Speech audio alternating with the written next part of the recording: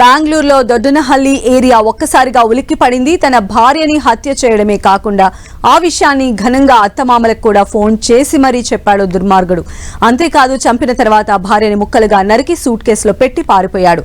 రోజు రోజుకి మాయమైపోతున్న కుటుంబ బంధాలకు ఈ సంఘటన అద్దం పడుతోంది. కలకలం రేపుతోన్న హత్యోదంతం.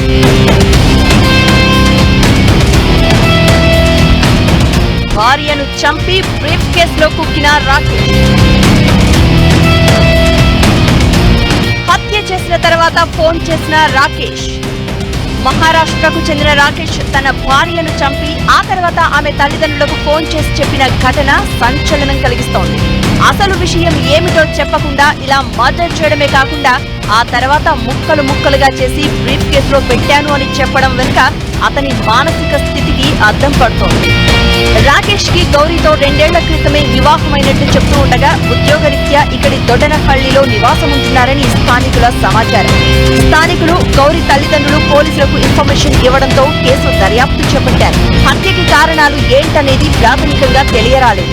మరోవైపు నిందితుడు రాకేష్ ని పూణే పోలీసులు అదుపులోకి తీసుకున్నట్లు చెప్తున్నారు. రాకేష్ సాఫ్ట్వేర్ కంపెనీలో ప్రాజెక్ట్ మేనేజర్ గా పనిచేస్తూ ఉండగా గౌరీ ఉద్యోగ ప్రయత్నాల్లో ఉన్నట్లు తెలుస్తోంది. 2 ఏళ్ల క్రితమే వివాహమైన వీరిద్దరికీ విభేదాలు ఏ విషయంలో వచ్చాయి, అలానే ఇద్దరి మధ్య ఏమైనా గొడవలు జరిగేవా అనే కోణంలో పోలీసులు దర్యాప్తు చేపట్టారు.